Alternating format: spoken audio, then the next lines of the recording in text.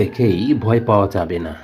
এই ধরনের অঙ্কগুলো আগে পড়ে তারপরে ভালো করে বুঝে তোমরা করবে। এখানে আছে কি 4টিতে 1 হালি হয়, 5 হালিতে কতগুলো হবে? অর্থাৎ 1 হালি সমান হয় কয়টা? 4টি। তাহলে 5 হালিতে কতগুলো হবে? 5 হালিতে তাহলে বেশি হবে। তাহলে আমাদের কি করতে হবে? অঙ্কটা গুণ করতে হবে। তাহলে আমরা এভাবে লিখব, এখানে লিখব 1 হালি। 1 হালি সমান হচ্ছে কত? 4টি। সুতরাং 5 হালি সমান হবে তাহলে 4 গুণ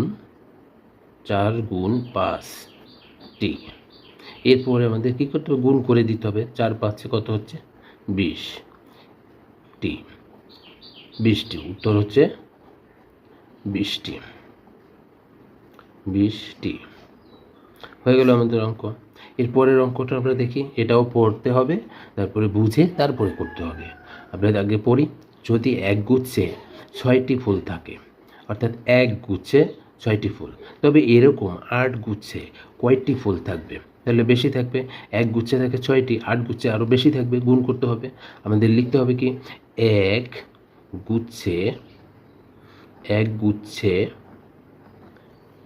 ফুল থাকে, লিখতে হবে ফুল থাকে, এক গুচ্ছে ফুল থাকে কয়টি? 6টি। এখানে আমরা 6টি লিখব, 6টি। সুতরাং কি লিখব? সুতরাং দিয়ে 8 গুচ্ছে কয়টি ফুল থাকে আমাদের লিখতে হবে। তাহলে 8 গুচ্ছে ফুল থাকে, 6 গুণ হবে কত? 8টি। তাহলে 6 8 কত হলো? 48টি। তাহলে উত্তর আমাদের কত হলো?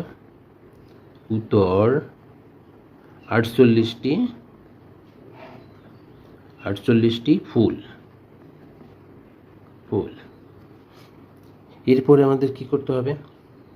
তাসকিয়া প্রতিদিন 4 ঘন্টা বই পড়ে, এক সপ্তাহে সে কত ঘন্টা বই পড়ে? তাহলে প্রতিদিন মানে কি? এক দিনে সে 4 ঘন্টা বই পড়ে। তাহলে এক সপ্তাহে কত দিন আমাদের সেটা জানতে হবে। আমরা জানি কি এক সপ্তাহে 7 দিন।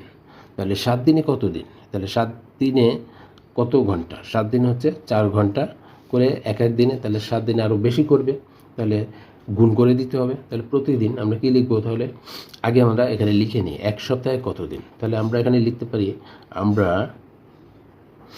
আমরা জানি